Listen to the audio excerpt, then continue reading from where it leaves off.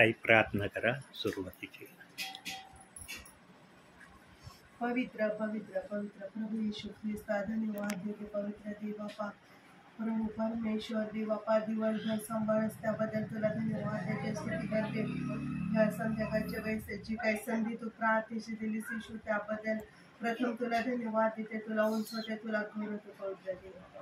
पवित्र प्रभू यीशु ख्रिस्ता, बाळासाहेबांना आज जे काही आमची भेट घडून आणलीस पवित्र देवापा, त्याबद्दल तुला धन्यवाद देते, स्तुती करते पवित्र देवापा.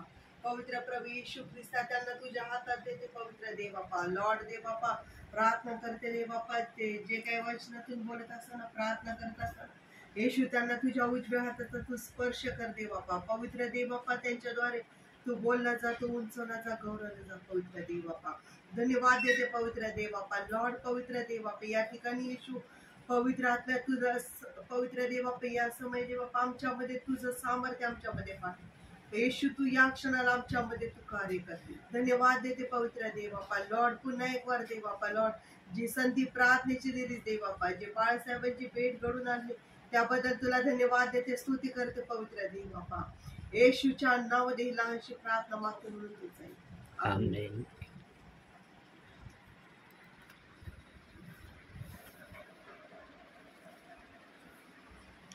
कारण कॅमेरा माझ्या हातात आहे, त्यामुळं वाचायसाठी मला मदत करा.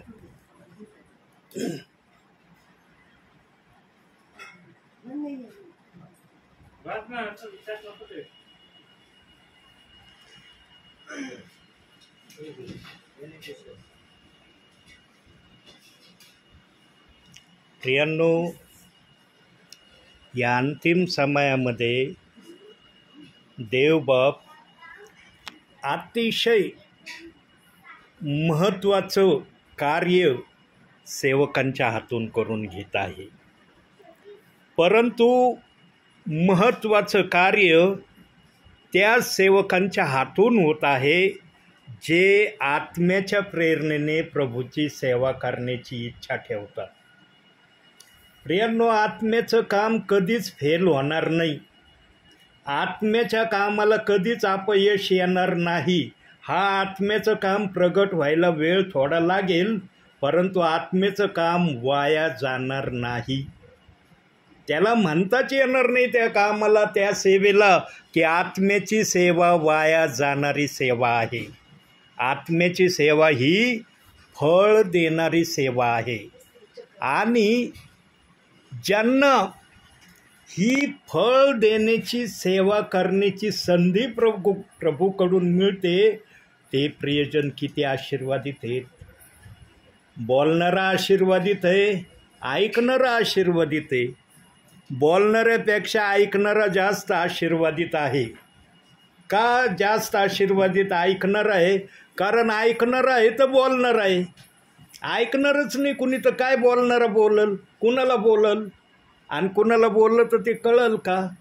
म्हणून बोलणाऱ्यापेक्षा ऐकणाऱ्याला देवबापाने जास्त आशीर्वाद द्यायचं ठरवलं आहे. आणि काही जण मला म्हणतात, जेव्हा पण मी रेकॉर्डिंग करतो त्यावेळेला काही जण म्हणतात, का हो या ब्रदरांचं नाव काय, या सिस्टरांचं नाव काय? आता मला ज्यांची नावं माहीत असतात त्यांची नावं मी सांगतो, परंतु ज्यांची नावं मलाच माहिती नाही मग मी काय सांगू त्यांना. मग त्यांना फक्त आडनाव सांगतो, या आडनावांनी प्रार्थना करा. देवबाप्पाला सगळं कळतं तुमच्या मनातले विचार काय आहे, कारण प्रभू मन आणि अंतःकरण ओळखणारा प्रभू आहे. प्रियांनो, बघूया एक शब्द आपण. यशायाचं पुस्तक 29वा अध्याय 24वे वचन. यशाया 29:24.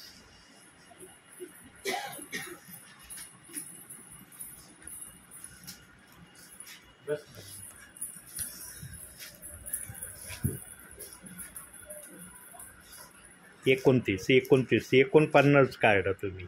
29वा अध्याय 24वे वचन.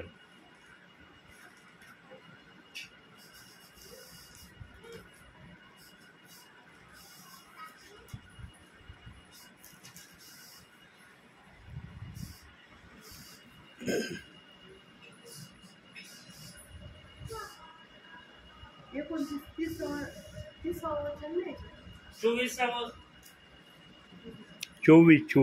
29 अध्याय 24 वचन.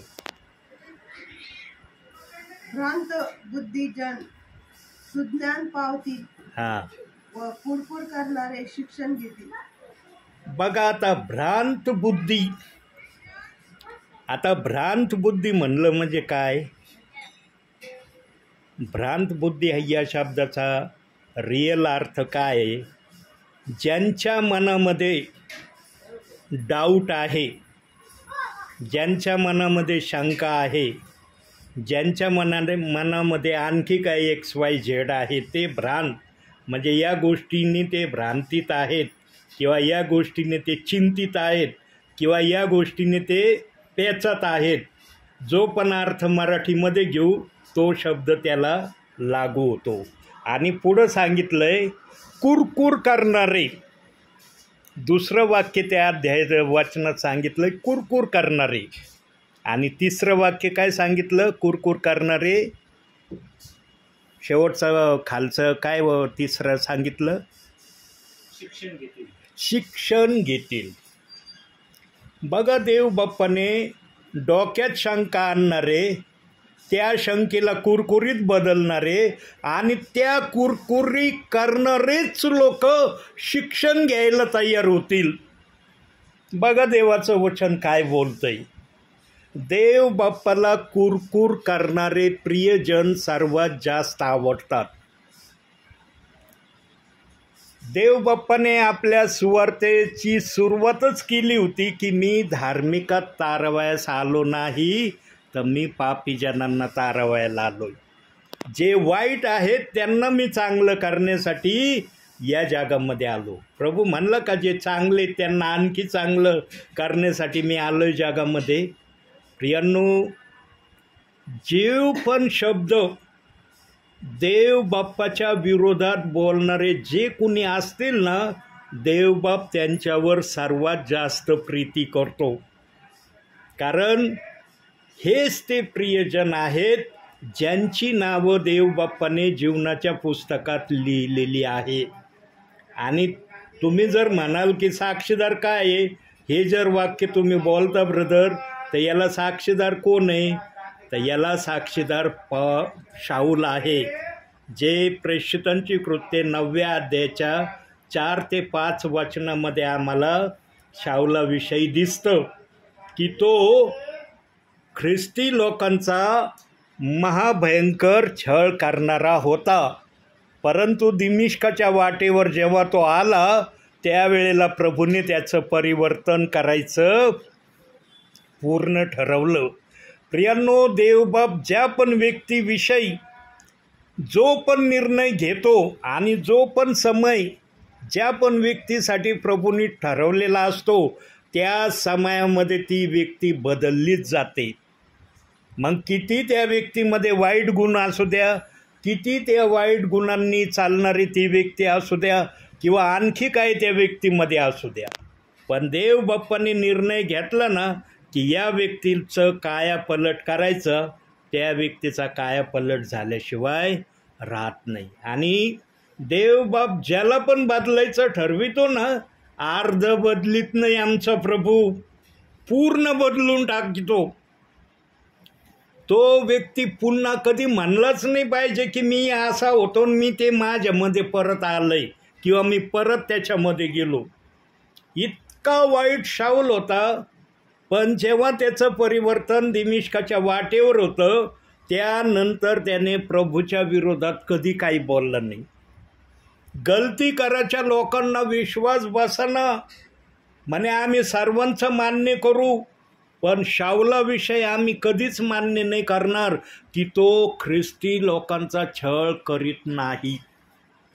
आणि गलती करायच्या पहिल्या अध्यायामध्ये त्या वचनाविषयी सांगितलं. पण जेव्हा शाऊलाचा पाऊल होतो, तो जेव्हा गलती या ठिकाणी प्रेयरला जातो आणि त्या गावातल्या लोकांना समजतं की जो शाऊल पूर्वी होता तो आता पाऊल आपल्या इथं आला, तरी गलतीकारांना विश्वास नाही बसला. ते म्हणले नाही आम्ही विश्वास नाही धरू शकत की तो शाऊलाचा पाऊल या गावात आला.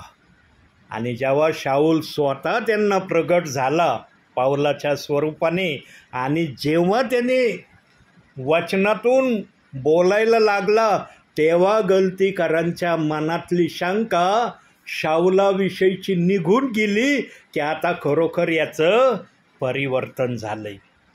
देव बाप्पाने परिवर्तन करण्याची प्रक्रिया बंद केलेली नाही. कारण हे जे बायबल तुमच्या हातात आहे, मांडीवर आहे, याच्यामध्ये कुठंच असं लिहिलेलं नाही वचनात की देव बाप्पाने ठराविक काळासाठीच परिवर्तनाचा वेळ ठेवलेला आहे. मनुष्याचा श्वास जोपर्यंत नाकपुडीतून निघून जात नाही तोपर्यंत मनुष्याचं परिवर्तन करण्याची जबाबदारी देव बाप्पाने आपल्या हातात ठेवली. आणि याचंच आज उदाहरण वधस्तंभावरचा उजवीकडचा चोर. शेवटच्या क्षणाला तो बदलला गेला. शेवटच्या क्षणाला प्रभू कोण आहे तो समजला आणि सुखलोकात असतो प्रभूबरोबर राज्य करतोय. त्याला पृथ्वीवर संधी नाही मिळाली प्रभूबरोबर थोडाही राज्य करण्याची, पण सुखलोकामध्ये तो प्रभूबरोबर आहे. आणि प्रभूंनी शब्द दिला की तू मजबरोबर सुखलोकात असशील. प्रियांनो, पवित्र आत्मा ज्या पण विचारातून जो पण विचार आपल्या समोर ठेवतो ना, त्याचे साक्षीदार दाखवतो एक, न तर वचन दाखवतो एक. पवित्र आत्मा बिना पुराव्याचा कधीच बोलत नाही.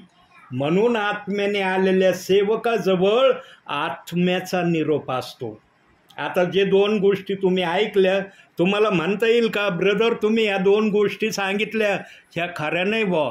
शाऊलाविषयी सांगितलं ते पण आम्हाला खरं वाटत नाही, आणि वधस्तंभावरचा जो चोर आहे त्याच्याविषयी पण तुम्ही जे सांगितलं ते आम्हाला खरं वाटत नाही, म्हणता येईल तुम्हाला? प्रियांनो, जगामध्ये सगळ्याचा दोष काढला जाऊ शकतो, पवित्र आत्म्याच्या बोलण्याचा कुणीच दोष काढू शकत नाही. आणि जो कुणी पवित्र आत्म्याचा दोष काढण्याची हिंमत ठेवतो ना, त्याच्यामध्ये प्रभू कितपत कार्य करणार आहे ते विश्वासणाऱ्याने आपोआप ओळखून घेतलं पाहिजे. प्रियांनो, सर्वात जास्त आज कशाची निंदा चाललेली माहिती आहे? तुम्ही चांगले परिचित आहात. बघा, शब्द बोलतात, तुमचं सगळं काय पुढचा पिक्चर तुमच्या डोक्यामध्ये ॲटोमॅटिक तयार होईल. आज सर्वात जास्त निंदा संदेशाची चालली. नाही, आम्हाला यांचा संदेश आवडत नाही, नाही आम्हाला त्यांचं बोलणं पटत नाही. अरे, पवित्र आत्मा जे काही बोलतो ना, एका व्यक्तीसाठी पवित्र आत्मा कधीच बोलत नाही. हाऊस प्रेयरमध्ये पण देवबाप जेवढे घरातले प्रियजन असतील, एकाला तरी तो आशीर्वाद देणारा शब्द पवित्र आत्मा बोलतो. चर्चमध्ये असलं तर चर्चमध्ये एकच परिवार असतो का? सांगा, एका परिवारासाठी चर्चमध्ये देवाचा सेवक संदेश सांगतो का? हा वेळ प्रसंगी जर एखादाच परिवार असला चर्चमध्ये तर देवाच्या सेवकाला तेही करणं गरजेचं आहे. पण बहुसंख्य ठिकाणी चर्चमध्ये एकच परिवार येतो, हे तर मी आत्तापर्यंत ऐकलेलं नाही. आत्तापर्यंत माझ्या ऐकण्यात आलं नाही की चर्चमध्ये पालकांनी फक्त एका परिवाराला संदेश सांगितला आणि त्याच्यावरच प्रार्थना समाप्त झाली. आत्तापर्यंत मी ऐकलं नाही, भविष्याचं मला सांगता येणार नाही.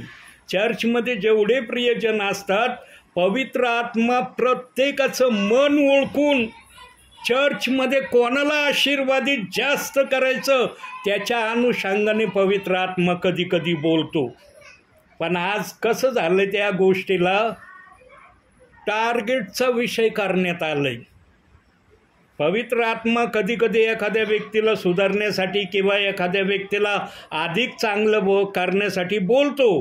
पवित्र आत्म्याचं कुणी मालक नाही. पवित्र आत्म्याला कुणी म्हणू शकत नाही तू असं का बोलला आणि तसं का बोलला आणि यांना टार्गेट करण्याची तुला का गरज पडली. पण पवित्र आत्मा दरच वेळेला एकाच व्यक्तीला कधी टार्गेट करीत नाही बरं का. पवित्र आत्म्याचा हा स्वभाव गुण आहे. पवित्र आत्मा सर्वांना टार्गेट करण्याची इच्छा ठेवतो, पण एकाच व्यक्तीला टार्गेट करण्याचं पवित्र आत्म्याच्या मनामध्ये नसतं. तो सर्वांना आशीर्वाद देण्याच्या अनुषंगाने बोलतो, कधी सुधरवण्याच्या अनुषंगाने बोलतो, कधी त्याच्या अडीअडचणीतून मी तुला बाहेर काढणार आहे या अनुषंगाने बोलतो. माणसावर आज काय म्हणून संकट नाही? मनुष्य कोणते संकट नाही आज घिरलेला नाही? सांगा ना मला. पवित्र आत्म्याला सगळ्या गोष्टीची माहिती असते, परंतु आज या पवित्र आत्म्याच्या अशा विषयाला एकाच व्यक्तीवर टार्गेटचं माध्यम केलं जातं. कधी कधी एकाच व्यक्तीवर अनुषंगून बोललं जातं आणि त्याला मग दुसऱ्या भाषेत आम्ही काय नाव दिलेलं आहे? टोचणीचे संदेश, टोचणीचा संदेश. प्रियांनो, पवित्र आत्मा कधी टोचणीचे संदेश देत नाही. हा एखाद्या वेळेस देईल, पवित्र आत्म्याला गरज पडली त्या व्यक्तीला सुधरवण्यासाठी, पण दरच वेळेला पवित्र आत्मा एकाच व्यक्तीला टोचणीसाठी बोलन का? बोलन का? सांगा. तुमच्या मते ब्रदर वाटतं का तुम्हाला की पवित्र आत्मा दरच वेळेला एकाच व्यक्तीला टोचून बोलन? एकाच व्यक्तीला जर पवित्र आत्मा टोचून बोलायला लागलं तर ती व्यक्ती कुठपर्यंत पवित्र आत्म्याचं ऐकून घेईन? सांगा. प्रियांनो, पवित्र आत्मा आहे. अख्ख्या पृथ्वीला या पवित्र आत्म्याने आपल्या नियंत्रणामध्ये ठेवलेला आहे. आपल्या नियंत्रणामध्ये तो प्रत्येकाला चालवित आहे. तो पवित्र आत्मा आपल्या हाताने घडलेल्या व्यक्तीला टार्गेट करीन का? परंतु प्रियांनो, आज कसं वातावरण चाललंय? आज म्हणतात ना ते काय शब्द, खुन्नसीचं वातावरण. मला याची खुन्नस आहे त्याची खुन्नस आहे. पवित्र आत्मा खुन्शीचा संदेश कधीच देत नाही आणि खुन्नस करणाऱ्याबरोबर पवित्र आत्मा राहील का याचा प्रत्येकाने विचार करा. विश्वासणारा पण खुन्नस करणारा असला ना, त्याच्यासमोर पवित्र आत्मा राहू शकत नाही. पवित्र आत्मा शुद्ध आणि पवित्र ठिकाणीच येण्याची अपेक्षा करतो. म्हणून बाप्तिस्मा घेण्याच्या अगोदर जो पण विश्वासणारा तयार होतो बाप्तिस्म्यासाठी, तो पूर्णपणे शुद्ध आणि पवित्र आहे का याची जबाबदारी सेवकावर प्रभूने सोपवली. कारण सेवकाला माहीत असतं की विश्वासणारा पूर्णपणे पवित्र आणि शुद्ध झालेला आहे का नाही. आणि विश्वासणाऱ्यामध्ये ते गुण सेवकाला जर दिसले, अरे बाप्तिस्मा घेण्यास योग्य हे विश्वासणारे आहे, तेव्हा पवित्र आत्मा सेवकाला प्रेरणा देतो, बाळा याचा बाप्तिस्मा करायला उशीर करू नको. पण हे कार्य पवित्र आत्म्याने केलं पाहिजे. बुद्धीच्या प्रेरणेने केलेली सेवा कधीच सफल होणार नाही. त्या सेवेला सफलता मिळेल याची गॅरंटी देता येणार नाही, पण आत्म्याच्या सेवेला खात्रीने गॅरंटी देता येऊ शकते. बघा, मोशेने पाण्याच्या एका ठिकाणी एकदा काठी खडकावर आदळायचा आदेश होता. त्याने 2 वेळेस काठी आदळली, त्याला कनान देशात जाऊ दिलं नाही प्रभूंनी. पण त्याला डोंगरावरून देव बाप्पाने कनान देश दाखवला आणि सांगितलं, बघ ज्या देशाविषयी मी तुला सांगितलं होतं, भाकीत केलं होतं की दुधामधाचा प्रवाह वाहणाऱ्या देशात तुला माझ्या लोकांना घेऊन जायचं आहे. जिथं घेऊन जाण्यासाठी तू किंतु परंतु करत होता. मलाच म्हणत होता मी जड जिभेचा आहे, जड होटाचा आहे आणि फारोसमोर माझी उभा राहण्याची पात्रता आहे का? त्याच्यासमोर गेल्यावर मी काय बोलू? तो तर एवढा मोठा राजा आहे, मी तर क्षुल्लक साधारण मनुष्य आहे, मी कस काय त्याचा सामना करू? कितीतरी बहाणेबाजी तू या कार्यासाठी करत होता, पण मी तुला सांगितलं मी तुझ्याबरोबर राहीन. आणि तुझ्याबरोबर राहण्याचं प्रमाण त्याला जी काठी देण्यात आली होती, ती काठी प्रभू परमेश्वर त्याच्याबरोबर आहे हे ते सिद्ध करत होती. आणि या काठीचा उपयोग मोशेला सांगण्यात आला होता, अडचणीच्या समयामध्ये या काठीचा उपयोग करायचा. मोशेने पहिला उपयोग काठीचा कधी केला? सर्वात पहिला काठीचा उपयोग मोशेने कधी केला सांगता येईल तुम्हाला? हा, अगदी राईट बोलल्या आमच्या ताई, एकदम करेक्ट बोलल्या. देवबाप तुम्हाला आशीर्वाद देव ताई. तांबड्या समुद्राजवळ इस्रायली लोक जेव्हा आले आणि मोशेने इस्रायली लोकांनी अफाट तो तांबडा समुद्र पाहिला, तेव्हा मोशेनी पण मनातल्या मनात विचार केला असेल, एवढे 6 लाखापेक्षा अधिक लोक घेऊन मी निघालोय मिसर देशातून, या तांबड्या समुद्राला कसं पार करायचं. त्यावेळेला प्रभू परमेश्वर म्हणला मोशेला, अरे तू काय विचार करत बसला, तुझ्या हातात काय दिली मी, त्या काठीचा उपयोग कर, तांबडा समुद्र लगेच दुभांगला जाईन. आणि मोशेने जशी खडकावर काठी आदळली, तांबडा समुद्र भिंतीसारखा इकडं उभा राहिला, मधून रोड, कोरडा रोड देवबाप्पांनी केला. सर्वात पहिला चमत्कार मोशेने त्या काठीचा तांबड्या समुद्राजवळ केला प्रियांनो. आणि तिथून मग निरनिराळ्या प्रकारचे चमत्कार त्या काठीच्या द्वारे मोशेने केले.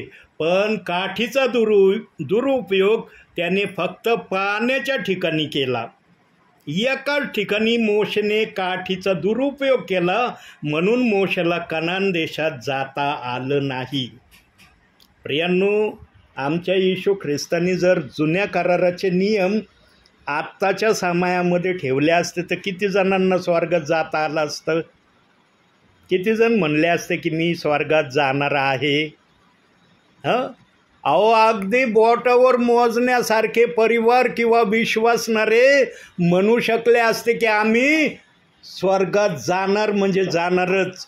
बाकीच्यांचं जाणं झालं नसतं, कारण आज्ञा मोडली की त्याला त्या कनान देशापासून प्रभू वेगळं करायचा. बघा, 6 लाख लोक 40 वर्षामध्ये फक्त 2 जण कनान देशात जाण्यास योग्य ठरले. बाकीचे लोक अवज्ञेमुळं प्रभूच्या नजरेतून कनान देशातून बाहेर पडले. आणि त्या बाहेर पडणाऱ्यांमध्ये मोशेचं देखील नाव प्रभू परमेश्वराने लिहिलं. आणि तोच नियम या वर्तमान काळामध्ये असता तर थोडे जण आज प्रभूमध्ये व्यवस्थित दिसले असते आणि ते छाती ठोकून म्हणले असते, आम्ही खात्रीने स्वर्गात जाणारे लोक आहोत, आम्ही स्वर्गाशिवाय दुसऱ्या ठिकाणी जाणारच नाही, असं ते म्हणले असते. परंतु येशूने कितीतरी नियमामध्ये शिथिलता आणली, कितीतरी नियमामध्ये घटती येशू ख्रिस्तानी केली. एवढी घटती नियमामध्ये करूनही आजचे विश्वासणारे, आता काढा ते यशाची 29 अध्याय काढाय ना, 24वं वचन वाचा परत.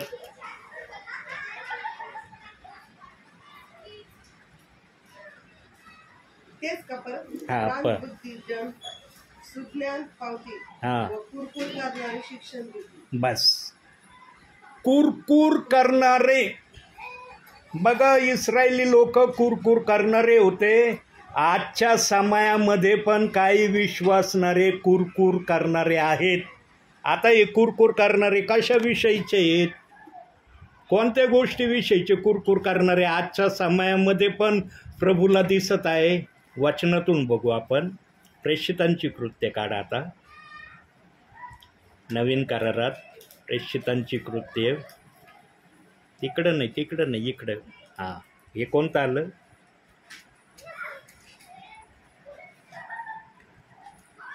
मला पुस्तकाचं नाव सांगा, मग मी तुम्हाला सांगून कुठं काय. हे कोणतं आहे आता काय. हां, 2रा अध्याय काढा, 2रा अध्याय.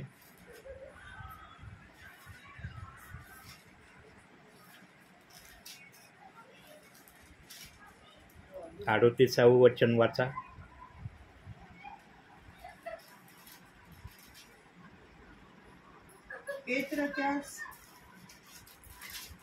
पेत्र त्यास म्हणाला, पश्चाताप करा आणि पापाची क्षमा व्हावी म्हणून तुम्ही प्रत्येक जण येशू ख्रिस्ताच्या नामात बाप्तिस्मा घ्या, म्हणजे तुमचे पवित्र आत्म्याचे दान तुम्हाला प्राप्त होईल.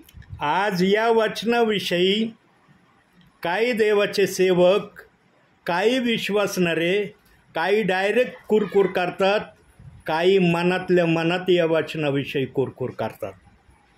काही जण करतात बरं का, सर्वजण करत नाही. सर्वजण या वचनाची कुरकुर करत नाही. काही जण करतात, काही जण बोलून दाखवतात, काही जण मनातल्या मनात या वचनाविषयी ईर्ष्या कुरकुर धरून आज प्रभूच्या राज्यामध्ये चाललेत. प्रियांनो, देव बाप्पाचा हा शब्द आहे. पवित्र आत्म्याने पेंटिकॉस्टच्या दिवशी अग्नीच्या जिभेने पेत्राला हा शब्द दिला आणि पेत्र निडरतेने हा शब्द सांगायला भिला नाही. निडरतेने संदेश दिला. आता पेत्राने किती वेळ संदेश दिला पेंटिकॉस्टच्या दिवशी त्याचं बायबलनी नमूद केलेलं नाही. 5 मिनटं बोलला का 1 घंटा बोलला का 2 घंटे बोलला का 45 मिनटं बोलला का 20 मिनटं बोलला पेत्र, तिथं उल्लेख करण्यात आलेला नाही. पण एवढं बायबल आम्हाला शिकवतं की पेंटिकॉस्टच्या दिवशी पेत्र उभा राहिला, त्याने संदेश दिला आणि त्याचा संदेश ऐकून 3000 लोकांनी देवाच्या राज्यात येण्याचं ठरवलं आणि ते लोक देवाच्या राज्यात आले. आणि त्या घटकेपासून योग्य रीतीने पेंटिकॉस्टच्या दिवसानंतर जे विश्वासणारे आले, ते विश्वासणारे कोणत्या सांगण्याने आले प्रभूच्या राज्यात ते पण आपण बघू वचनातून. आता मागं जायचं ताई, योहान लागन, थोडेसे पानं उलटायचे, फार नाही. योहान लागलं, योहान कृष्ण वर्तमान, थोडेसे पानं उलटा. लागलं आता? योहान लागलं का? हां, 14वा अध्याय काढा, पटपट काढत जा म्हणजे रेकॉर्डिंग चाललेली आहे. 16वं वचन वाचा.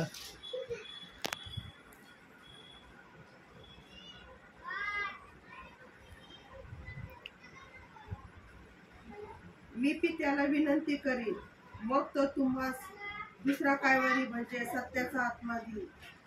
त्याने तुम्हा बरोबर सदा सर्वदा राहावे म्हणून. बस, ही ती भविष्यवाणी जी येशू ख्रिस्ताने आपल्या सुवार्तेच्या काळात सांगितली होती त्या लोकांना, त्या समयामध्ये ती भविष्यवाणी पेंटिकॉस्टच्या दिवशी पेत्राच्या मुखातून पूर्ण झाली.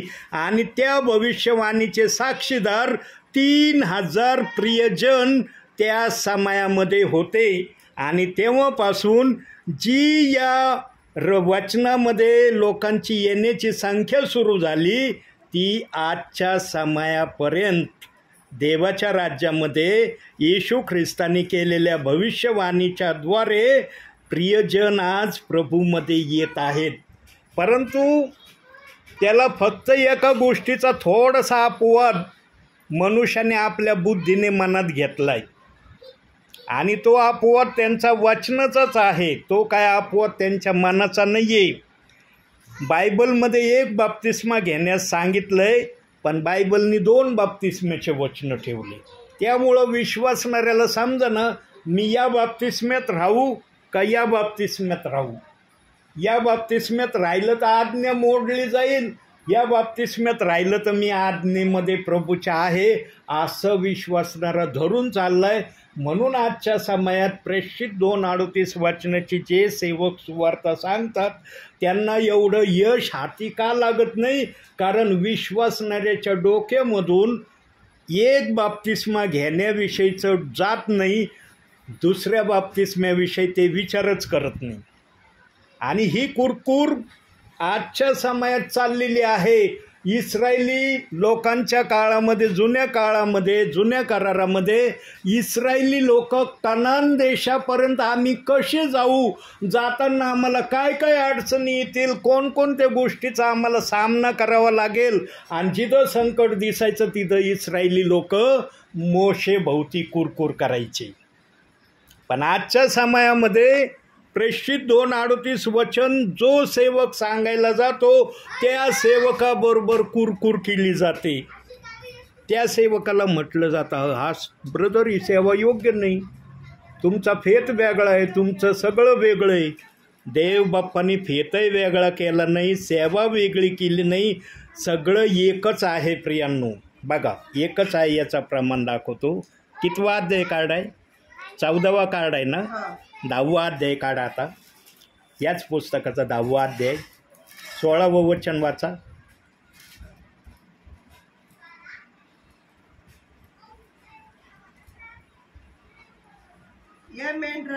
या मेंढवाड्यातील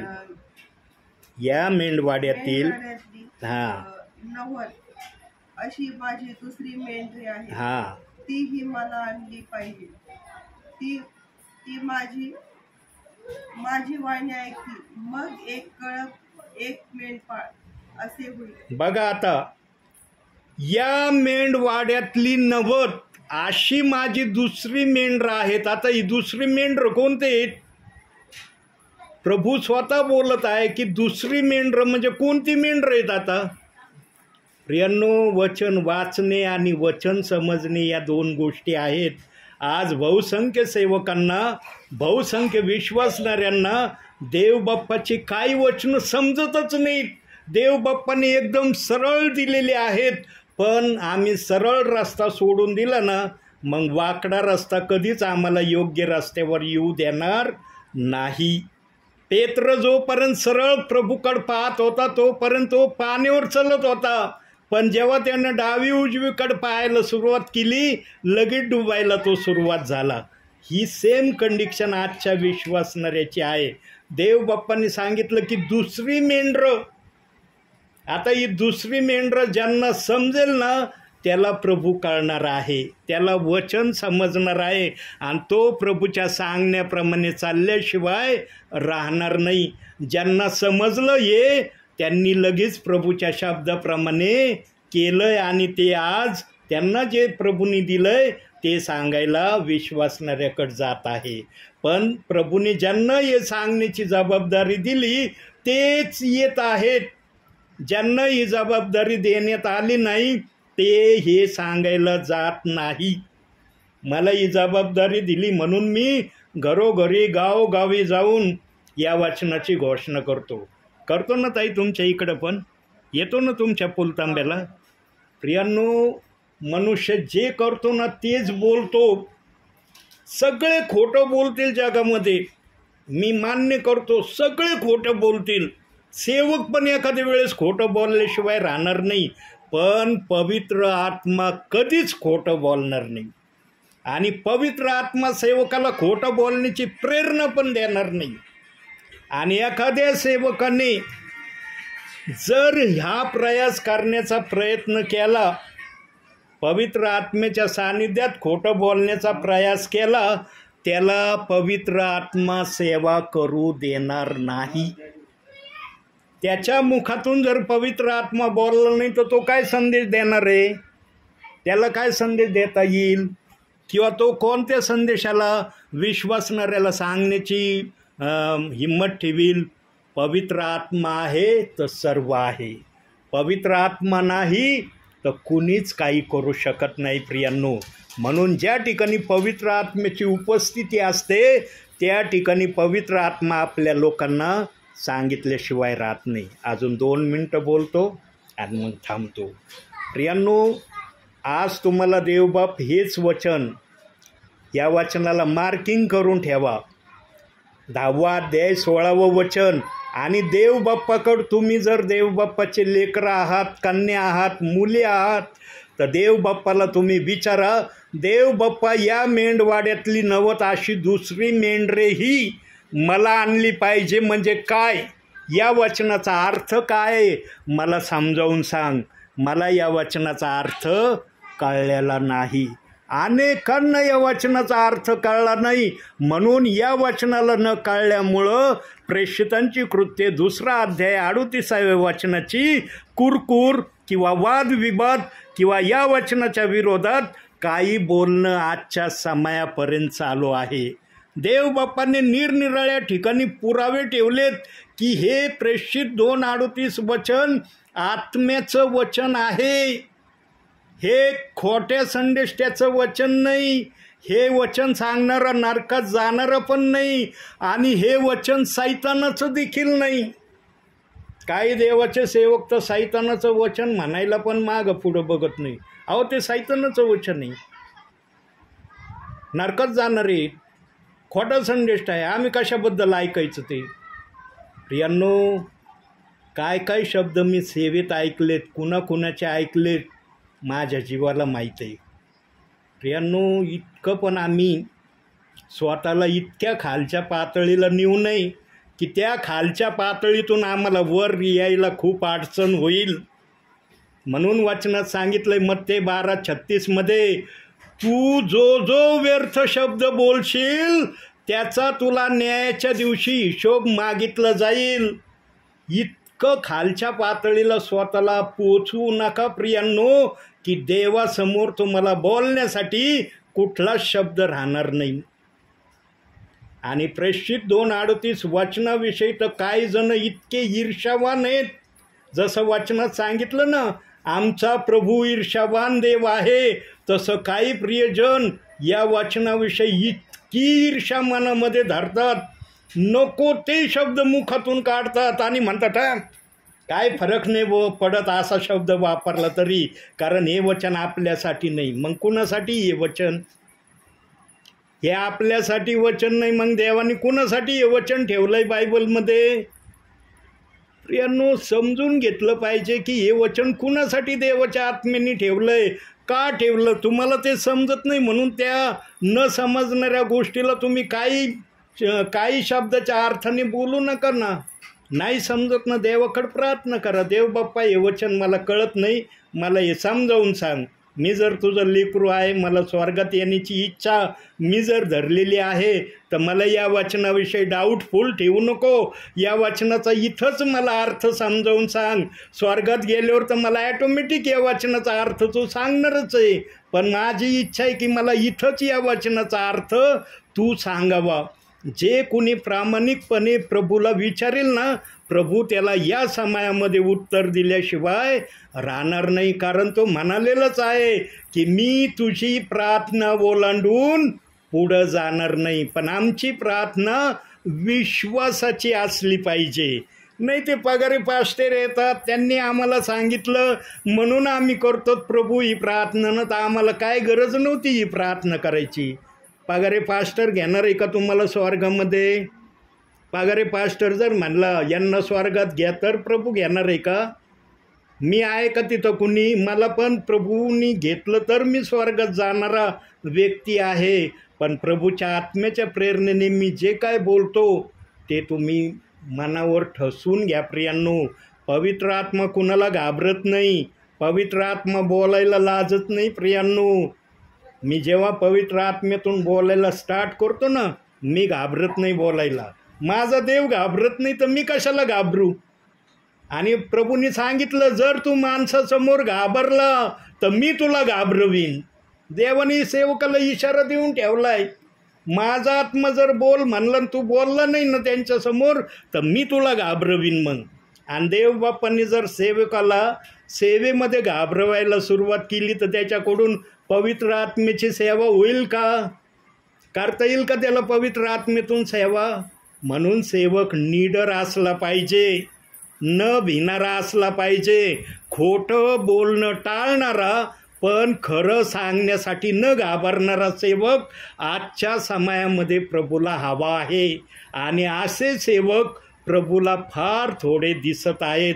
आणि जे थोडे सेवक दिसत आहेत ते आज निडरतेने निरनिराळ्या गावामध्ये, निरनिराळ्या राज्यामध्ये, निरनिराळ्या जिल्ह्यामध्ये प्रभूच्या आत्म्याच्या प्रेरणेने प्रेषित 2:38 वचनाची सेवा खंबीरतेने करत असलेले दिसत आहेत. जसा मी आज या अहमदनगर शहरामध्ये निडरतेने प्रेषित 2:38 वचनाची सुवार्ता सांगत आहे.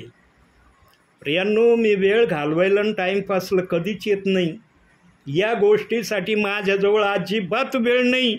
देवाला मी सांगितलं प्रभू ज्या ठिकाणी तू आहे त्याच ठिकाणी मला तू पाठव, ज्या ठिकाणी तू नाही तिथं मला मुळीच जाऊ देऊ नको. आणि माझ्या देवाने माझा हा शब्द ऐकलेला आहे, जिथं माझ्या देवाचा आत्मा आहे तिथंच हा दास येतोय. आत्मा इथं आलाय म्हणून इथं काय चाललं आहे ना साक्षीदार? आहेत ना तुम्ही साक्षीदार की काय चाललं इथं? काय ऐकतात कळतंय ना तुम्हाला? ही आहे पवित्र आत्म्याची ओळख प्रियांनो. पवित्र आत्मा जरी आम्हाला दिसत नाही ना, पण पवित्र आत्मा आपलं कार्य केल्याशिवाय राहत नाही प्रियांनो. आता एकच वाक्य बोलतो आणि डोळे बंद करा. आपल्या जीवनामध्ये तुम्ही जर देवाच्या सांगण्याप्रमाणे वागले नाही किंवा देवाच्या सेवकाच्या थ्रू देव बाप्पाने तुम्हाला जाग करण्याचं ठरवलं आणि तुम्ही जागे झाले नाही, तर तुमच्यासारखे दुर्भाग्य या जगात कोणी नाही. सेवकाच्या माध्यमातून एक, पवित्र आत्म्याच्या माध्यमातून एक, या दोन माध्यमातून देवबाप आपल्या विश्वासणाऱ्याला आपला निरोप कळवल्याशिवाय राहणार नाही. पण तो निरोप त्यांनाच आहे ज्यांची नावं जीवनाच्या पुस्तकात आहे. ज्यांची नावं जीवनाच्या पुस्तकात नाही त्यांना हा निरोप कळवला जाणार नाही. म्हणून तुम्ही फार आशीर्वादित प्रियजन आहात प्रियांनो, की तुम्हाला हा निरोप देवबाप कळवित आहे.